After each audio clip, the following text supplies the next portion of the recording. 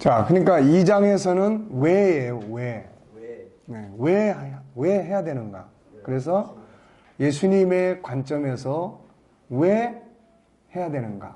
예수님의 관점은 뭐예요? 하나님의 뜻이에요. 나를 보내신 이의 뜻을 이루기 위해서 내가 세상에 왔다. 이거예요, 이거. 그 다음에 성경에서 보여주는 우리가 지적 재능의 이유, 공부해야 될 이유, 5가지 이야기했죠. 첫째는 뭐였어요? 공부한 지가 1시간도 안 됐는데 벌써 이렇게. 첫째는 인간은 세상의 주인이에요. 그 세상을 다스리고 세상을 관리하기 위해서요. 주인이니까. 두 번째는 모르면 동물처럼 살아요. 세 번째는 모르면 당하는 거야. 모르면 지배당하는 거예요. 네. 그 다음에 모르면 공부를 하면 믿는 자의 사명을 감당해야 해요. 하나님의 영광. 그 다음에 행복과 성공적인 인생을 아는 데서.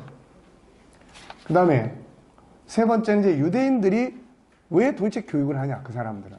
하나는 공익적 세계관, 하나는 민족적 정체성. 네. 오늘 우리가 이거 가져야 되는 거죠. 우리는 그리스도인의 정체성. 그러니까 커버리면 잘 안 돼, 이게. 그러니까 어렸을 때부터. 그래서 그 사람들이 그토록 어렸을 때 교육을 강조하는 이유가 그런 데 있는 거예요. 그 다음에 이제 교육이라는 단어가 주는 의미 뭐예요? 왜 교육이 필요하죠? 사회생활.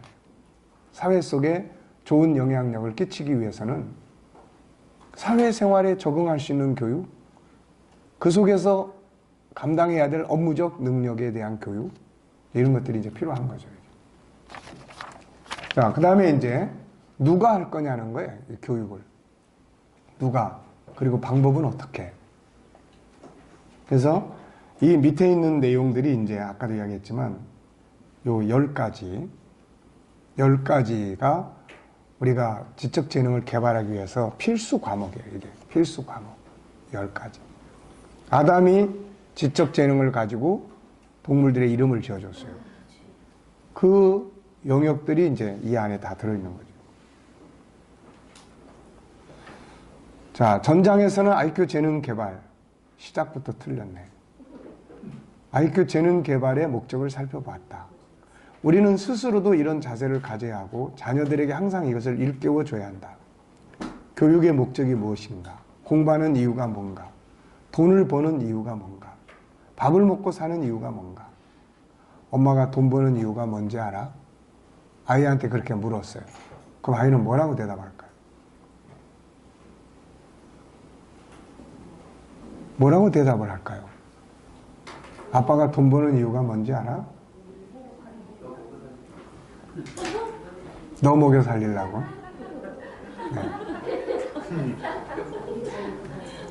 네. 그러면 이제 벌써 이제 이게 교육에 대한, 돈 버는 교육에 대한 게 벌써 이제 삐딱해지는 거죠, 이게. 그래야 이제 이 아이도, 아, 돈은 그래서 버는 거구나. 그래야 이제 좀 더 같은 시간을, 유대인들은 항상 아이들한테 뭐 해라가 아니라 그런 질문을 통해서 같은 시간 똑같은 일을 했을 때 더 많은 이익을 창출해낼 수 있는 것은 무엇이라고 생각하니? 이렇게 물어가는 거예요. 그래서 아이가 아, 이거보다는 이렇게 이걸 하는 게 훨씬 더 이익이 더 발생할 수 있다. 그러면은 그걸 선택하는 거죠, 이게. 그래서 그런 부분들에 대한 것을 우리가 성경의 원리에서 우리도 배워야 됩니다. 돈을 버는 이유는 뭔가? 밥을 먹고 사는 이유가 뭔가? 그것은 요한복음 6장 38절과 창세기 1장 28절이에요. 이거를 이루는 거예요. 하나님의 뜻을 이루게. 하나님 우리한테 맡기시는 거. 그리고 우리가 이렇게 돈을 벌어서 이 세상에 유익을 주기 위해서. 전에 교회 채무에 대한 이자를 매달 몇 백만씩 내는 게 너무 아깝고 속이 상해가지고, 야, 하나님 이렇게 아까운 돈을 이렇게 매달 이자로 이렇게 내는 게 참 너무 속상합니다. 그랬더니 하나님께서 그런 감동을 주시더라고요. 야, 그게 나라 살리는 길이야. 아니, 그걸 통해서 이 나라가 또 유지되는 거야, 또. 그러니까 뭐 특별히 돈을 기부해서만이 아니에요. 그런 부분을 통해서 정당한 이자를 내므로써 그 공동체가 또 살아 움직이게 되고, 또 거기에서 또 돈을 빌려줘서 더 그 감동을 받고 나니까 나도 이게 이자 내는 것도 이게 애국이더라고. 이게 안 떼먹고 잘 내주는 게 이게. 네. 그래서 그 다음부터는 보람을 느끼면서 낸다니까. 네. 그러니까 이게 어떤 세계를 향한 뭐를 한다고 했을 때는 그런 부분들이 이게 있는 거예요. 네. 그래서 신호등 잘 지켜야 되지만 못 지켜서 딱지 떼서 벌금 내면 감사함으로 그래 국가의 창고를 또 채워서 또 뭔가 국가가 할 수 있도록 내가 이바지하는 거다. 딱지 안 끊으면 저는 뭐예요? 안 끊으면 더 이제 착하게 사는 거니까 더 감사한 거고. 그 낼 때 속이 아프니까. 안 아프게 하라고. 그럼 안 아프게 이제. 네. 하나님 이름을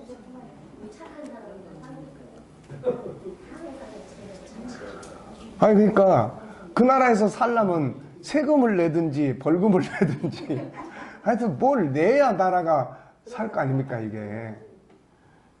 네. 똥지만 목사님 운전 자체를 빨대를 못해요. 누구 말을 정성 착해서 그래?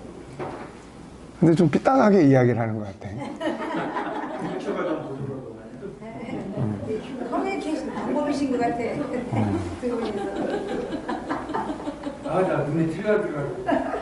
참 그동안 목사님 안 오셔가지고 정말 여기가 뭐 그냥 침묵 속에서 공부를 했어요.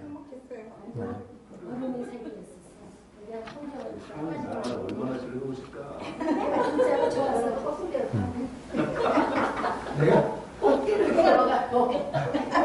자, 김상선 목사님 그렇게 맛있게만 잡수실 게 아니고 왜 잡수시는 거예요?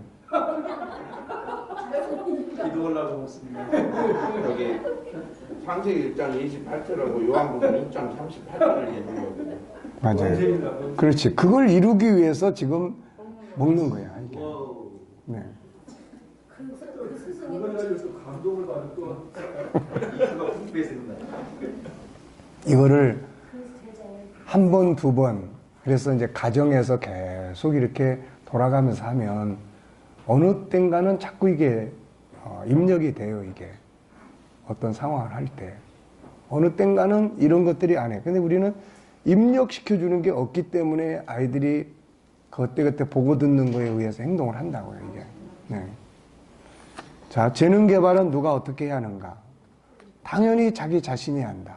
부모나 주변에서는 지지하고 돕는 역할을 하는 거예요. 이걸 주도적 삶, 주도적 학습이라고 부른다. 만약 부모나 주변 사람이 지시하고 명령해서 하게 된다면 재능 개발이 이루어질 수가 없어요, 이거. 기계적이고 눈치 보게 되고 형식적이 되기 때문이다. 올바른 IQ 재능 개발은 스스로 하는 자기 주도적이 돼야 돼요. 자기가 고민하고 생각하는 걸 통해서 문제의 답을 찾게 되고 학습도 자기 학습이 되는 거죠. 요셉의 삶은 처음에 타의에 의해서 노예로 애굽에 내려갔지만 그곳에서의 삶은 자기 주도적인 삶을 살았다. 옆에서 돕는 사람이 있는 것도 아니었다. 그의 신분은 노예였기 때문에 주인의 지시가 있었겠지만 업무를 다루어가는 삶의 자세는 스스로 생각하고 스스로 기획하고 행동하는 자기 주도적 삶을 살았다. 자기 주도적인 삶으로 탁월한 업무적 능력을 발휘했다. 이것이 주인의 인정을 받고 그 집의 총무가 된 비결이다. 기계적인 삶은 결코 재능이 발전할 수 없다. 자기 주도적인 삶을 살아야 한다. 스스로 생각하고 스스로 해야 할 필요성을 느끼고 스스로 기획하고 스스로 시간을 관리하고 스스로 효과적인 방법을 찾아내고 스스로 행동할 수 있어야 자기 재능을 개발하고 발전할 수 있다. 우리 스스로도 이런 삶을 살 뿐 아니라 자녀들에게 반드시 주도적인 삶, 주도적인 학습을 하도록 가르치고 이끌어줘야 된다. 이러면 얼마나 편할까요? 부모와 자식의 관계가. 너 빨리 안 해. 빨리 안 하면 너 죽을 줄 알아. 너 몇 시까지 끝내. 안 끝내면 너 그냥 내 쫓을 줄 알아? 하루 이틀도 아니고. 그러면 이렇게 하려면은, 그러니까 유대인들의 개념 속에는 성인이 되면 이제 지가 하나님과의 관계에서 알아서 살아야 돼. 필요하면 조언해주고, 묻고, 질문하고. 그러니까 지가 삶을 만들어 나가. 그만큼 책임과 선택과 책임에 대한 것을, 네. 그래서 우리가 이제 선택과 책임이라든지 이런 부분에 대해서 이제 이야기를 많이 합니다. 이제 자기가 선택하고 선택한 거에 대해서는 책임감을 갖고 행동하고 결과에 대해서는 자기가 수용할 줄 알아야 되고. 네. 주도적인 삶이란 뭔가? 주인으로서 자아인식, 자기 역할, 스스로 인식과 행동, 시간과 업무에 대한 주인의식, 스스로의 기획과 행동, 자기 개발의 발전 도모, 선택과 책임, 새로운 도전과 인내. 주도적 삶이란 지시와 명령에 따라 움직이는 기계적인 삶이 아니라 스스로 주인의식을 가지고 계획하고 도전하고 변화시켜가는 삶이다. 재능 개발 역시 마찬가지다. 스스로 다양한 질문을 하고 답을 찾아가고 주어진 학습 역시 스스로 해야 할 이유를 분명히 인식하고 스스로 계획을 세워서 나가는 것이다. 부모나 주변의 사람들은 이때 지지하고 협력하는 거예요. 그러니까 때로는 물론 훈계도 하죠. 근데 훈계도 역시 그 사람의 선택을 존중히 여기고 그냥 내비두면 안 되기 때문에 훈계도 역시 이제 뭐 야단도 치고 하지만은 본인의 선택을 존중히 여기고 충분히 공감할 수 있는, 네. 애들이니까 자기가 해놓는다고 약속해놓고도 잘 못하는 경우도 있죠. 그럼 그럴 때 이제 어떻게 하냐는 거죠. 그걸 비난하고 야단만 쳐가지고는 안 돼요. 그러니까 네가 한번 해봐. 이게 주도적으로 가는 길이에요. 네가 한번 해봐. 하나님이 아담을 심부름꾼으로 세운 게 아니에요. 하나님이 동물들의 이름 명패를 몽땅 다 만들어가지고 아담한테 가서 제 코가 긴 애는 요 명패 갖다 달아주고 이게 아니고 네가 해봐. 네, 네가 한번 해봐. 라는 거죠. 이게. 네. 그게 주도적인 거예요. 그래서 오늘 우리 부모들은 옛날에는 그냥 부모가 애들을 그냥 어떻게 보면 주도적으로 많이 살게 만들었어요. 애들이 많으니까 뭐 하나하나 간섭할 수도 없고 그냥. 그런데 지금은 하나 둘이다 보니까 그냥 너무 간섭, 틀 짜서 이렇게 해야 저렇게 해야 돼. 아침에 학교 갈 때도 아이가 옷을 입어도 야, 그 옷 입지 마. 이 옷 입어. 하여튼 그냥 거의가 다 주도적으로 행동하기보다는 그렇게 길을 들이는 거예요. 길을 들이는. 그럼 어느 순간쯤 가면 혼자 딱 세워놓으면 뭘 해야 될지 모르는 거예요. 뭘 해야 될지. 주도적인 삶의 결과, 자부심, 기대감 이런 게 있죠. 자존감이 높아져요. 이렇게. 업무의 발전, 자기 발전, 신뢰와 인정을 받아요. 자기 기업이 있고 영광을 얻게 돼요. 그러니까 자기 행복을 만들어 가는 거죠. 리더십을 갖게 돼요. 주도적인 삶을 사는 사람은 자기 스스로도 성취감과 함께 발전의 행복을 누릴 수 있고 다른 사람들에게도 인정을 받게 된다. 지시와 명령에 의해서 행동하는 삶의 결과는 보통 이렇게 나타나요. 우선 스트레스를 많이 받아요. 시키는 사람도 행동하는 사람도. 시켜놓은데도 제대로 잘 안 돼요. 보통 시키면 시킨 사람의 마음에 100% 맞아요? 안 맞아요? 안 맞아요. 그래서 스트레스 받아요. 시킨 사람도 하는 사람도. 생각의 차이에 의한 문제가 생겨. 실컷 시켜놨는데 나중에 가면 엉뚱한 일을 해놨어. 그 생각의 차이예요. 형식이 많아. 시킨 사람이 있을 때는 잘하려고 하고 없을 때는 안 하려고 하고. 성취감이나 이런 게 전혀 없어요. 업무의 발전이 안 돼. 책임감이 약해요. 인정받기가 어려워요. 자기 발전이 없어요. 이런 사람은 리더자가 될 수가 없습니다. 이런 사람을 리더자로 세워놓잖아요. 그러면 그냥 표류해버려요, 이게. 스스로가 뭘 하는 거를 배운 일이 없기 때문에. 그러니까 이런 것들을 어려서부터 가정 속에서 자연스럽게 이루어지는 거지, 이게 어느 날 학교에서 뭐, 너 주도적으로 학습을 해야 된다고. 그걸 어떻게 하는지 몰라. 네. 그래서 주도적으로 할 때는 야단치면 안 됩니다. 지가 그렇게 선택을 한 건데 그걸 또 막 야단을 쳐. 네가 알아서 해보라고 해놓고는 또 내 기준이 안 맞는다고 막 야단을 쳐. 그건 안 되는 거고, 다르게 행동한 내용들을 분석해서 질문해서 왜 그렇게 했는지, 그보다 더 나은, 만약에 그렇게 했을 때 자기의 생각이 분명하면 그건 칭찬받아야 되는 거예요.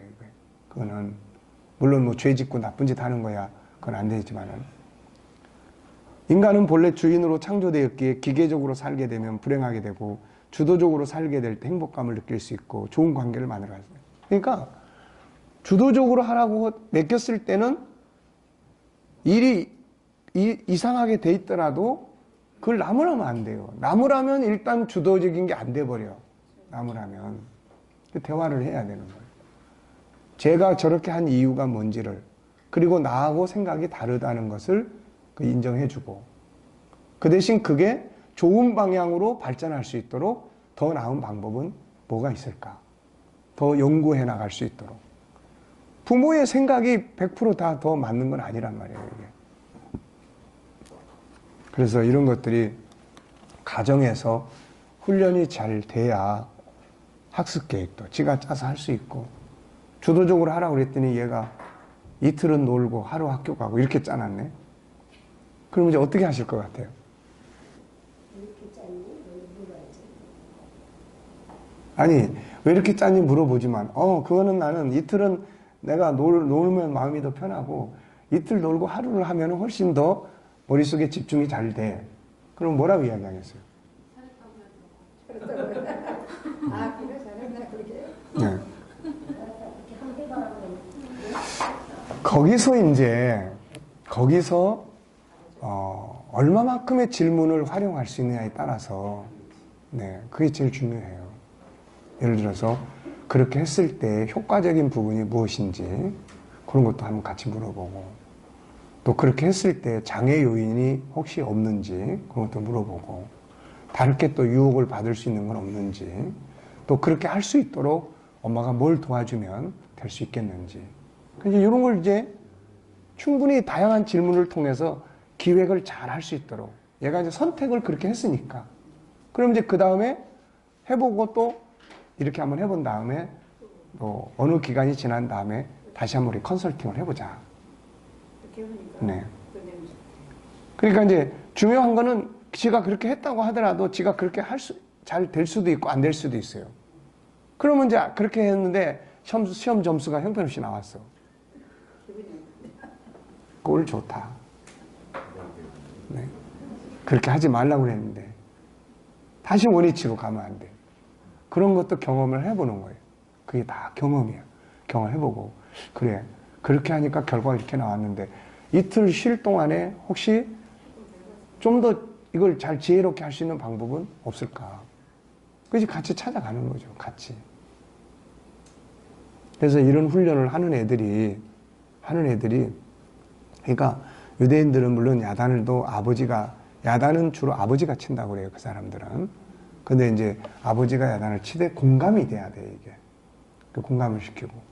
그 다음에 웬만해서는 야단 치는 게, 형제하고 싸우더라도 야단 치는 게 아니라 왜 싸웠니? 동생한테 형하고 싸운 이유가 뭔지 말해줄 수 있니? 말해봐. 형은 왜 그랬어? 그러면 이 차이점을 어떻게 극복할 수 있겠어? 그래서 끝까지 질문을 통해서 방법을 찾아내는 거예요. 같이. 이게. 그러니까 이런 것들이 이제 그 다음에 아이들이 선택을 다 할 수 있는 주도적인 것들이 커지는 거예요. 이게. 커지는 거예요. 계속. 더 생각하게 되고, 또 같이 협력해서 노는 방법이 있을 수 있다. 그걸 찾아보게 만드는 거고, 그런 거죠. 주도적인 삶을 살지 못하게 억압을 받으면 어떤 현상들이 나타나는가? 주도적인 삶을 살고 싶어 하는 본능은 창조적 본능이에요, 이게. 왜? 주인으로서 우리가 창조함을 받았기 때문에. 그래서 주도적으로 삶을 살지 못하게 억압을 받게 되면은 일단 사는 재미가 없어요. 그냥 사는 재미가 없어요. 시키는 것만 해가지고는 사는 재미가 없어요. 그리고 원치 않는 일을 강요받을 때는 심리적 질병이 되고 반항아가 되고 불량아가 될 수가 있어요. 아이들이 울고 화내고 튀는 것은 자기 주도적인 삶을 살고 싶다는 신호야, 이게. 자기 신호라고, 이게. 근데 그를 못하게 막아. 막으니까 울게 되고, 튀게 되고, 성질내게 되고, 엉뚱한 데 화풀이 하게 되고, 이렇게 되죠. 그런데 점차 커가면서 학교에 들어가면서 주도적 삶을 잃어버리고 점점 기계가 되어가요. 여기서 공부할 동기를 잃어버리거나 남이 하는 대로 하게 되고, 그러다가 사회에 나오면 다시 주도적인 삶을 요구를 받아요. 이때 자기 삶을 독립적으로 사는데 어려움을 겪게 돼요. 절제와 조절은 필요하지만 자기 주도적인 삶을 억압해서는 안 돼요. 성공하는 사람들이 보여준 주도적인 삶의 결과를 보면은 다음의 인물들은 모두 환경과 역할은 달랐지만 공통적인 것은 자기들의 역할을 힘이 없어서 어쩔 수 없이 한 게 아니고 모두 주도적으로 했다는 거예요. 그리고 그 결과들은 모두 놀랍게 성공적으로 나타나고 있어요. 우선 예수님을 보면은 생명을 바치는 일인데 뭐라고 말씀했어요? 내게서 빼앗는 자가 있는 게 아니고 내가 스스로 버리노라. 스스로 버리는, 자기 목숨도 스스로. 네.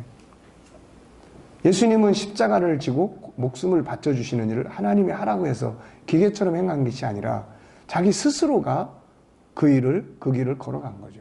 스스로가. 바울, 내가 모든 사람에게서 자유로우나 스스로 모든 사람에게 종이 된 것은 더 많은 사람을 얻고자 함이라. 스스로 종노릇 해주는 거예요. 힘이 없어서 종노릇 하면 화가 나죠. 근데 스스로 할 때는 보람을 느끼는 거예요. 누가 옆에서 마음을 비워 심령이 가난한 자가 복이 있다 그랬잖아. 그러면 열받아 이게. 근데 스스로 마음을 다 비우면은 기분이 굉장히 좋은 거예요. 네. 그래서 인간은 주도적으로 살도록 만들어진 존재예요, 이게. 네. 요셉이 그 주인에게 은혜를 입어 섬김에 그가 요셉을 가정 총무로 삼고 자기 소유를 다 그의 손에 위탁하니 주인이 요셉을 인정하고 그를 자기 집의 총무를 삼은 것은 요셉의 주도적인 삶 때문이었다. 시켜야만 하는 기계적인 사람에게 어떻게 자기 집의 모든 일을 맡겨서 관리하고 발전하게 할 수 있겠는가. 야곱도 자기 주도적인 삶에 뛰어난 사람이다. 자신이 어떤 모습으로 일했는지 다음의 말씀은 잘 보여준다. 20년 동안 삼촌집에서 일한 이야기죠. 도둑 맞아도 자기 것으로 보충했고 낮에는 더위와 밤엔 추위를 무릅쓰고 눈붙일 겨를도 없이 지냈어요. 주인이 라반이 그렇게 일하라고 한 거 아니거든요, 이거.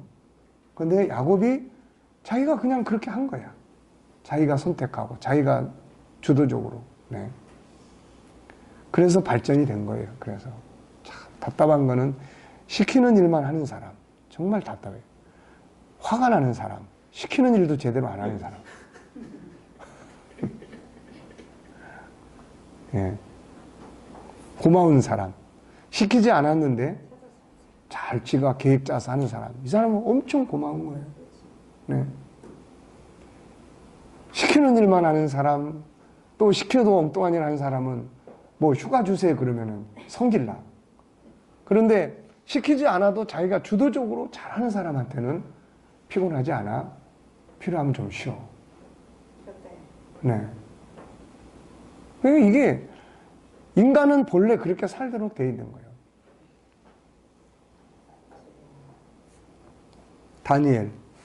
다니엘은 목숨의 위협을 받는 상황에서도 스스로 자기가 취할 자세를 취한 사람이에요. 뜻을 정하여 왕의 음식과 그가 마시는 포도주를 자기 더럽히지 아니하고 자기가 스스로 정한 거예요. 자기 정체성을 지키려고. 위에서 소개하고 있는 인물들은 모두 어떤 특징들을 가지고 있으며 그 결과가 어떻게 나타나는가. 이들은 모두 누가 지시해서가 아니라 스스로 주도적으로 받아들이고 길을 가서 성공한 사람들이다. 물론 솔로몬 같은 경우는 잘못된 것을 주도적으로 했죠. 바람 피는 거. 네. 이런 죄악된 길은 주도적으로 가면 안 돼, 이거는. 죄악된 길은 가면 안 되는 거예요, 이거는. 이런 건 통제를 받아야 돼요. 네. 우리가 잊지 말아야 할 것은 모두 종으로 세움을 받은 자들이 아니라 주인으로 세움을 받다는 거예요. 주인은 책임감이 있어요. 주인한테는. 종은 책임감이 별로 없어요. 그러므로 어떤 상황에서도 자신이 주인이라는 의식을 가지고 대처할 수 있어야 한다. 중요한 것은 어떤 방향에서 주도적인 삶을 만들어 가야 하는가에 따라 거기에 따른 결과를 가져오게 하고 이건 역시 본인이 받아야 될 몫이다. 특히 이들이 주도적으로 살 때 그들을 도우시고 함께했던 분은 누구인가? 이 점을 잊어버리면 안 된다. 비록 우리가 주도적인 삶을 살지라도 인간은 신이 아니다. 반드시 성령의 도우심이 함께해야 한다. 재능 개발의 학업 등도 역시 스스로 자기 주도적으로 할 수 있어야 한다는 걸 기억하자. 주도적 재능 개발을 위해 해야 할 일은 뭔가? 주도적으로 살기 위해서 필요한 게 요 몇 가지가 있어요. 첫째는 자기가 누군지를 알아야 돼요. 그러니까 이거를 가르쳐 줘야 돼요. 정체성. 자기가 누군지. 주도적인 삶을 살기 위해서 알아야 할 가장 중요한 건 자신이 누구인가이다. 자신이 운전사인지 승객인지를 알아야 하고 기계인지 생각을 가진 사람인지를 알아야 하고 자신이 종인지 주인인지 알아야 한다. 그래야 거기에 맞도록 살 수 있다. 하나님은 우리를 종이 아닌 주인으로 세웠다. 창세기 1장 27절 28절 다스려라. 주인이라고 주인. 이 말씀은 우리 인간이 종이 아니라 하나님을 닮은 하나님의 자녀로서 세상을 다스리는 주인으로 세움받았음을 보여준다. 어느 교회에서 주일학교 부활절 선곡을 준비하고 있었다. 아이들을 선정해서 배역을 맡겠다. 어떤 아이는 예수님, 어떤 아이는 베드로, 어떤 아이는 마리아, 어떤 아이는 로마 군병, 어떤 아이는 가룟 유다 역. 근데 문제가 일어났다. 가룟 유다 역을 맡은 아이의 엄마가 선생님을 찾아온 것이다. 그리고 따뜻히 물었다. 아니 왜 우리 아이에게 가룟 유다 역을 맡기셨어요? 기분 나쁘게. 아이가 뭘 잘못해서 이런 나쁜 역을 하게 한 거예요? 그 선생님은 할 말이 없었다. 우리는 매사에 이런 식으로 생각할 때가 많다. 무조건 모든 일에 주인공이 되기를 원하고 주연이 되기 원한다. 조연을 하면 기분 나쁘고 실패했다고 생각한다. 왜 그럴까? 하나님이 우리 안에 담아주신 주인의식 때문이에요. 주인의식. 우리는 각자 하나씩만 창조되었고 따라서 모두 독립된 존재들이다. 여기서 각자가 주인공이 되고자 하는 본능이 나오게 된다. 이것이 바로 주인의식이다. 이것은 잘못된 것이 아니다. 다만 올바른 방향에서 주인의식을 갖는 게 중요하죠. 그러므로 우리는 세상의 주인이라는 의식을 가지고 삶을 살아야 한다. 물론 잘못된 부분에서 주인의식을 주장하면 안 된다. 주인은 책임감과 주도적 삶을 사는 사람이다. 보통 음식점이나 이런 데 가보면 주인과 일하는 사람의 차이점이 딱 나타나죠. 네. 두 번째, 책임감과 사명감이에요. 주인이 종처럼 살려고 해서는 안 돼요. 주인은 모든 걸 스스로 계획하고 행동해야 돼요. 그래서 주인으로서 책임감과 사명감을 가져야 합니다. 나는 종이 아니라 세상의 주인이다. 나는 오늘 하루를 주인으로 살겠다. 나의 업무를 주인의식을 가지고 처리하겠다. 그래서 어디를 가나 자기가 감당해야 할 역할을 찾아야 한다. 그리고 그것을 스스로 주도적으로 계획하고 훈련해야 한다. 스스로 기획하고 관리하기. 자기 주도적인 삶은 스스로가 자기 삶을 계획하고 관리하고 수정하고 변화를 시켜가야 돼요. 선택과 책임. 주도적인 삶은 자기가 선택하고 책임 역시 자신이 감당할 줄 알아야 돼요. 네. 선택은 지가 해놓고 책임은 부모가 짊어져주고, 네. 이런 구조를 최소화시켜야 돼요. 선택했으면 책임. 그 대신 부모는 옆에서 돕는 거죠. 돕는 거. 주도적인 삶을 살아야 할 영역들이 있습니다. 주도적인 삶을 살아야 할 영역이 따로 있는 건 아니다. 인생 전체의 삶을 이렇게 살아야 된다. 그러나 몇 가지 중요한 영역을 보면은 우선 자기가 맡은 업무예요. 회사에서는 업무, 그 다음에 학생은 학업. 여기서 주인의식을 가지고 주도적으로 감당할 수 있어야 돼요. 사람들은 대체적으로 첫 번째 순위를 좋아한다. 그러나 첫 번째든 두 번째든 세 번째든 위치가 중요한 게 아니고 자신의 역할의 주인이 되는 거죠. 우리가 가져야 할 진정한 주인의식은 지위나 역할이 아니다. 우리가 모두가 대통령이 될 수 없고, 모두가 예수님 역을 할 수 없고, 모두가 사장님 역을 할 수 없다. 지위와 역할은 모두 다를 수밖에 없다. 그렇다면 우리는 어느 영역에서 주인의식을 가지고 주도적인 삶을 살아야 하는가? 회사에는 사장의 위치만이 아니라 대리, 과장, 부장 혹은 관리인 등 다양한 업무의 영역들이 있다. 여기서 주인의식을 가져야 하는 것은 자기의 맡은 업무적 영역이에요. 그 일을 맡긴, 그 위치를 맡긴 그 위치와 업무에서 주인의식, 자기 지위, 그것이 어떤 지위가 됐든 그 지위에 대한 주인의식을 가져야 한다. 그리고 그 지위가 가지고 있는 업무 영역에서 주인의식을 가지고 주도적으로 해야 돼. 그러면 그 사람의 지위가 발전하게 되고 그 사람이 맡은 업무의 영역이 발전한다. 그러나 대부분의 많은 곳에서는 대표자만 주인의식을 갖고 대부분의 직원들은 주인의식이 결여된 경우가 아주 많죠.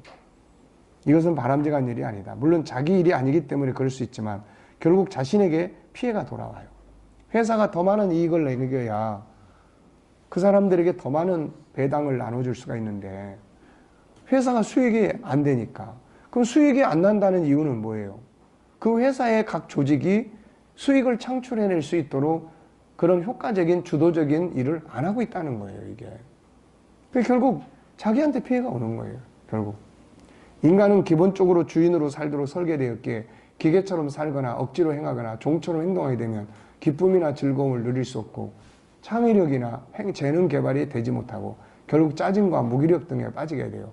그러므로 우리는 비록 자신이 대표자가 아니라 할지라도 자기가 맡은 업무적 영역에서 주인의식을 가지고 주도적으로 생각하고 변화를 추구하고 발전할 수 있도록 이해한다. 이 속에서 회사에도 유익이 되지만 자신의 발전을 가져오게 하고 성취감과 변화 등으로 인한 기쁨과 즐거움을 누리게 됩니다. 물론 이런 일꾼들을 싫어하는 오너는 없기 때문에 그를 성공하는 자리로 인도해 줄 수 있죠. 이런 사람들이 요셉이고 다니엘 같은 사람이죠. 그들은 모두 왕도 아니고 주인도 아니고 노예의 포로였지만 그들은 포로나 노예처럼 살지 않았어요. 자기들의 역할의 주인의식을 가지고 주도적인 아이디어들을 가지고 업무를 효율적으로 발전시킨 거죠. 그 결과들은 그들이 일하는 일터가 잘 됐죠. 업무적인 성과가 나타났고 그들의 오너들은 그들의 지위를 높여주고 좋은 대우들을 해주게 된 거죠. 이게. 지금 나의 맡은 위치는 뭔가? 나의 역할은 뭔가? 이 지위와 일들에 대해서 주인의식을 가지고 행하는가? 아니면 그저 기계처럼 종의 자세려는가? 그러니까 업무적 컨설팅을 할 때는 이런 부분들을 세밀하게 검토를 점검을 해야 돼요. 학문적 학업에 대한 컨설팅을 만약에 한다 그러면은 이런 부분들을 세밀하게 질문들을 쫙 만들어 가지고 그래서 검토를 해야 돼요. 이 지위와 일들에 대해서 주인의식을 가지고 있는가? 아니면 그저 기계처럼 종의 자세를 일하고 있는가? 업무적 영역 없이 시키는 일만 진행하고 있는가? 아니면 그 업무의 효율적 발전과 변화를 위해서 고민하고 연구하고 창의력을 내고 있는가? 그렇게 하고 있다면 그 결과는 어떻게 되고 있는가? 그렇게 하지 못하고 있다면 그 이유는 무엇인가? 이제 자신이 가지고 있는 지위와 영역에서 주인이 돼보자. 그리고 업무 영역의 발전을 위해 주인답게 효과적으로 생각하고 공부하고 연구하고 행동해보자. 주인은 자부심을 갖는다. 주인은 스스로 생각한다. 주인은 목표의식이 분명하다. 주인은 스스로의 책임감을 갖는다. 주인은 새로운 변화를 끊임없이 추구한다. 주인은 포기하지 않고 새로운 도전을 멈추지 않는다. 두 번째는 자기 생각과 감정의 주인이 돼야 돼요. 수많은 사람들이 자기 생각과 감정을 그대로 놔둬요. 그러다 보니까 부정적인 생각, 잘못된 생각들이 그를 지배하죠. 다음에 글은 기억해둘 만한 이야기다. 미국의 심리학자 동기부여가 쉐드 햄스테드, 인간은 하루에 5만, 6만 가지 생각을 한다고 했다. 이 중에 75%의 3만, 4만 가지 생각은 자신의 의도와 상관없이 저절로 부정적인 생각 방향으로 흐른다고 한다. 그런 까닭에 우리는 행복보다는 불행을 더 많이 생각하고 긍정적이며 적극적인 사고보다는 부정적이고 소극적인 시각으로 자신을 바라보며 세상을 평가하게 된다. 따라서 부정적으로 흐르기 쉬운 3만에서 4만 가지 생각을 긍정적으로 바꿔주는 것이 내적 자아 성취를 위한 첫 번째 요소다. 그러니까 생각을 그대로 두면 긍정적인 생각보다는 부정적이고 상처받은 생각들이 더 많이 떠올라서 자신을 지배하고 그 사람의 삶을 지배해버린다. 그러므로 성경은 생각, 마음을 지키라고 말씀한다. 잠언 4장 13절 모든 지킬 만한 것 중에 더욱 내 마음을 지키라. 생명의 근원이 여기서 난다. 16장 32절 노하기를 더디하는 자는 용사보다 낫고 자기의 마음을 다스린 자는 성을 빼앗는 자보다 낫다. 위의 두 말씀은 참으로 중요하다. 우리가 마음을 지켜야 하고 다스려야 한다고 말씀한다. 생각의 종이 되지 말고 자기 생각을 다스리는 생각의 주인이 되어야 된다. 셋째, 자기 시간의 주인이 되어야 한다. 많은 사람들이 시간이 없다고 한다. 그리고 바빠서 정신이 없다고 말한다. 아이들에게도 시간을 균형 있게 쓰는 훈련을 꼭 시켜야 됩니다. 이게. 유대인들이 성인식 때 선물 3가지를 주는데 첫째는 성경을 주고 둘째는 시계를 준다고 해요. 이제부터 네 인생의 시간을 네가 관리할 줄 알아야 된다는 거죠. 세 번째는 이제 적금 통장이나 펀드에 드는 저금 통장 이런 걸 줘서 자기 재산을 경영하게끔 만드는 거죠. 네. 그러니까 애들이 시간을 균형 있게 쓰는지를 우선 봐야 돼요. 우선은 학교 갔다가 학원 또 쫓아갔다가 또 그 다음에 집에 와서 뭐 다른 거 안 하고 또 그냥 뭐 컴퓨터나 하고 이러고 있다가 잔다. 자, 그러면 체력 단련 운동은 언제 하고 또 SQ나 영성 이런 것들을 위한 독서나 또 어떤 토론이나 또 이런 것들은 언제 하고 그러니까 이런 것들에 대한 균형 감각이 없이 우리는 무조건 교육만 시켜요. 학교 공부만. 책에 대한 거. 이거 안 된다고 이게. 그러면 우리도 그렇잖아요. 우리도 우리도 계속 책만 공부하면은 어떻습니까, 이거? 머리가 안 돌아가는 거예요. 예. 저도 책만 계속 쓰다 보면 어떤 때는 그냥 막 머리가 안 돌아가, 이게. 뭐 생각이 안 돼, 이게. 근데 애들은 그런 세월을 그냥 계속 보내는 거예요, 계속. 네. 그런 세월을 뭐 그냥 계속 그것도 밤 막 12시 막 이런 시간 그러면서 또 집에 와서 또 그냥 숙제하고 막 새벽 2시 막 이렇게 이거는 못 견디는 거예요, 이게. 인간의 뇌의 구조 자체가 못 견디는 거예요. 그러니까 균형 있는 시간 관리. 예. 대부분의 사람들이 자기의 시간을 주인으로서 다스리는 게 아니라 정신없이 시간의 종이 끌려간다. 유대인들은, 그 사람들은 참 이게 시간을 초 단위로 생각을 해요. 그리고 돈하고 비춥니다. 한 달에 연봉이 만약에 들어서 1,000만 원이다. 한 달에 월급이. 그러면은 1,000만 원을 24시간 계산해요. 그리고 예를 들어서 내가 1초를 낭비했다 그러면 얼마를 낭비한 거다라고 계산을 해요. 예? 그렇지. 그 사람들한테 시간이 돈이죠. 시간이 돈이야, 그 사람들한테. 우리도 그런 말 많이 하잖아요. 시간이 우리는 돈보다 더 금이다. 그런데 우리는 금을 그냥 아무렇게나. 네. 그러니까 균형 있게 시간을 사용할 수 있도록 우리가 계속 이렇게 그래 참 잘하고 있다. 근데 뭐든지 다 균형 있게 사용을 해야 된다라고 하는 거예요. 우리가 음식 밥 먹을 때 맨날 반찬 어떻게 하라고 합니까? 편식하지 말라고 그러잖아요. 균형 있게. 바울 사도도 에베소 5장 16. 그러니까 시간을 내가 끌려가지 말고 시간을 다스리는 거죠. 가장 중요한 것이 뭔지에서부터 시작을 해서. 네. 사실 우리가 바쁘다고 아무리 이야기를 해도 사람은 살아가는 걸 보면은 결국에 가장 중요한 우선순위를 어디다 두는가에 따라서 움직이게 돼 있어요. 이쪽 걸 더 중요하게 여기냐 그러면 이쪽 걸 먼저 하는 거고, 이쪽 걸 더 중요하게 여기면 이쪽 걸 더 하는 거고. 사람은 중요한 가치를 쫓아서 움직이기 때문에. 그래서 사람이 시간을 중요한 가치를 따라서 딱 정리를 해가지고 이제 관리를 하는 거죠. 세월을 아끼라. 바울 사도는 우리에게 세월을 아끼라고 한다. 시간이 주인이 되어 관리를 잘하는 거다.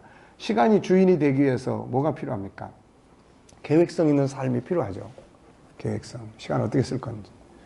목표가 있어야 됩니다. 오늘 뭘 할 건지, 이번 주간의 목표는 뭔지, 궁극적인 목표는 뭔지, 업무든 일이든 우선순위가 무엇인지 생각해야 돼요. 모든 일은 먼저 할 일이 있고 뒤에 할 일이 있고, 우선순위 없이 일을 하다 보면 시간이 어떻게 가는지 알 수가 없어요.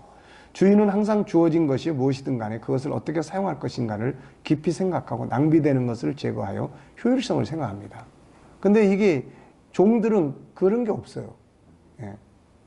다니엘을 보면 포로로 잡혀 있으면서도 시간의 주인으로서 살았어요. 하루 3번씩 정해진 시간에 꼭 기도했고, 이것은 종으로서는 할 수 없는 시간 관리예요. 주인의식을 가지고 있었기 때문에 자기가 가장 우선순위에 그 일을 두고 할 수 있었던 거죠. 기타, 이 외에도 우리가 주인의식을 가지고 살아야 할 분야는 많다. 내게 주어진 물질을 사용함에 있어서 종처럼 써서는 안 되며 주인의식을 가지고 사용할 수 있어야 한다. 내게 있는 모든 재능의 주인 역시 바로 나다. 아버지께서 내게 주신 것들이기 때문이다. 그러므로 이것들을 가지고 어떻게 살 것인가는 자신이 결정하고 행동해야 돼요. 내게 주어진 모든 환경의 주인은 바로 나 자신이다. 하나님이 그 환경의 주인으로 나를 세워준 거예요. 주인이 나태하고 게으르고 방탕하면 그가 가진 일이 무엇이든 어떤 상황이든 그건 망할 수밖에 없어요. 그것이 내 개인의 인생이랄지라도 똑같아요. 내 인생의 주인은 위로는 하나님이지만 세상 사는 동안은 나 자신이에요. 그러므로 무엇을 하든지 어디에 있든지 어떤 상황을 만나든지 주인의식을 가지고 고민하고 연구하고 생각한다면 그 일은 발전하지 않을 수가 없어요. 그런 삶은 성공하지 않을 수가 없습니다. 하나님은 우리가 주인의식을 가지고 주도적인 삶을 살도록 했습니다. 마태복음 25장 14절로 30절을 보면 주님은 일꾼들에게 달란트를 주셨지 그걸 가지고 구체적으로 가서 뭐 하라고 하지 않았어요. 장사는 뭘 하든지 이 미천을 줄 테니까 가서 네가 뭘 하든지 해가지고 이익을 남기라는 거죠. 이게 이익은 결국 누구한테 다 줘요? 자기한테 다 주는 거예요. 결국은 뭘 해라 이게 아니라고요. 그러니까 우리가 가진 재능과 달란트들을 우리가 미천이야, 미천. 이걸 가지고 무엇을 할 수 있도록 내가 관리하는 거예요. 내가 선택하고 내가 관리하는 거예요. 이게 무엇을 위해서 이익을 남길 것인지는 본인이 알아서 해야 됩니다. 주도적 삶을 살게 하신 거예요. 그래서 성경에서 못한다, 부족하다 이것 때문에 책망한 게 아니에요. 성경에서 계속 책망하는 거는 게으른 거예요. 게으른 거. 게을러서 안 한다고. 결국은 그렇잖아요. 뭐든지 하면은 할 수 있는데 게을러서 안 해. 게을러서. 그러니까 게으른 건 죄야. 주어진 거를 개발하지 않고 활용하지 않고 주어진 시간을 주인으로서 관리하지 않고 그러면서 맨날 세상 원망하고 환경 원망하고 자기가 이 재능을 개발해 가지고 안 되면 또 다른 재능을 또 개발해서 합치면은 얼마든지 뭔가 또 할 수 있는데 안 해. 하기 싫어 가지고. 그러면 결국 가난해지는 거예요. 가난이라고 하는 것이 요즘에 뭐 대물림 한다 이런 이야기도 많이 있죠. 물론 대물림 많이 하죠. 근데 그런 환경을 또 뚫고 나갈 수 있는 능력을 하나님 우리 안에 다 담아 놓으셨어요. 그래서 자기가 게으르지 않고 가치를 갖고 연구하고 또 그렇게 해 나가면은 얼마든지 다 그런 세상에서 새로운 세계를 자기가 만들 수 있고 다 하는 겁니다. 이게. 근데 우리는 그런 핑계들을 거의 대요. 날 때부터 우리 지금 가난하기 때문에 학원도 다닐 수 없었고. 네. 이건 사실 자기가 그렇게 하는 거지 안 가고도 얼마든지 연구할 수 있고 인터넷 뒤져가지고 인터넷에서 무료 강좌도 얼마든지 할 수 있고 필요하면 도와줄 수 있는 재능 기부할 수 있는 사람들도 얼마든지 찾을 수 있고 다 하는데 자기가 안 하는 거예요. 안 하는 거. 네. 그러니까 이런 것들이 참 커버린 다음에 이야기를 하면 잔소리만 되고 싫은 소리만 되는 거예요. 그러니까 어렸을 때부터 그릇 계속 이야기하잖아요. 그릇. 이 그릇을 이게 사고 구조에 대한 그릇을 네, 일할 줄 알고 그러니까 이 사람들은 참 유대인들은 사람들이 나보고 유대인 한다고 이야기하는 사람이 많을 거예요. 근데 교육을 하고 뭘 하다 보면은 이 사람들 이야기를 안 할 수가 없어요. 우리는 애들이 밖에 나와서 뭐 일한다고 어렸을 때 그러면은 야단쳐서 집에 가서 공부를 하지 쓸데없이 엄마 일하는데 나와서 뭐 도와주겠다고 장사하는데 나와서 그러면은 거기서 같이 합니까? 안 해요. 근데 그 사람들은 일이 중요해. 일이. 왜? 하나님이 일을 하니. 그러니까 그 사람들은 일을 안 하는 사람은 종교인이 아니라고 규정을 하고 있어요. 일을 안 하는. 그러니까 일을 배우는 거예요. 일을. 이 뒤에 이제 우리가 교육이라는 게 학교에서 하는 교육이 있고 학문적 지식이에요. 현장에서 하는 교육이 있어요. 이건 기술 교육이에요. 우리가 교육이라는 의미를 학문 지식과 현장에서의 기술 교육이에요. 이게. 공부라는 게 뭔지 아세요? 공부? 공부라고 하는 거는 기술과 지식을 습득하는 걸 공부라고 해요. 그게 사전에서 규정하고 있는 공부는 기술과 지식이야. 근데 우리는 한쪽만 시킨다니까. 한쪽만. 그러니까 이 기술을 교육을 시켜야 된다고 이거. 현장 교육을. 그래야 먹고 살지. 그렇지 않고 지식만 해가지고 나중에 나와가지고 써먹지도 못하고 그래가지고 뭐 삶을 독립할 수도 없고 그렇게 되잖아요. 이게. 미천을 줬어 하나님이. 뭔 장사를 하는 건 그거는 도둑질 죄인의 길에 가지 않으면 그거는 문제가 아니에요. 근데 그냥 너무 공부 많이 해놓으니까 체면도 많이 생기고 의심도 많이 생기고 그냥 친구들 보기에 그냥 창피하게 뭐 이런 것 때문에. 네. 우리나라는 뭐 그런 기업의 젊은 사람들이 취업하고 이런 사회적 부분도 있지만 또 자기 스스로에 대한 어떤 이 개념, 정신 이런 것들도 바꿔야 될 게 많아요. 참 많습니다. 네. 자, 그 다음에 보면은 이제 5번째, 주도적인 삶을 살기 위해 필요한 요소들을 훈련하기. 아이들에게는 스스로 주도적인 삶과 기계적인 삶을 설명하고 주도적인 계획을 짜 실행하도록 일깨워줘야 이제 이런 게 필요한 거예요. 이제 구체적으로. 그래서 주도적으로 한다는 건 맡겨주는 거예요. 학습, 경제, 용돈 사용, 노동, 가정에서도 부모의 일을 돕는 것. 넌 방에 들어가서 공부해. 이게 아니라니까요, 이게. 그게 아니고 도와줄 수 있는 일을 협력을 해야, 협동해서 가사노동도 협력해서 처리하고 할 수 있는 이런 걸 길러줘야 된다니까, 이게. 스스로 하는 일에 대해 아낌없이 칭찬하고 보상하고 잘 안 될 때는 야단치는 게 아니라 문제를 함께 분석해서 주도적인 삶을 만들어가는 것을 계속 칭찬하고 격려해서 그 능력을 길러줘야 돼요. 질문의 달인이 돼야 돼. 지시와 명령하지 않고 질문을 통해서 스스로 하게 하고 실패를 과정으로 생각하고 실패했을 때 책망하지 말라요. 실패했을 때 책망하면 이거는 그 다음에 이제 더 이상 할 생각이 없어져요.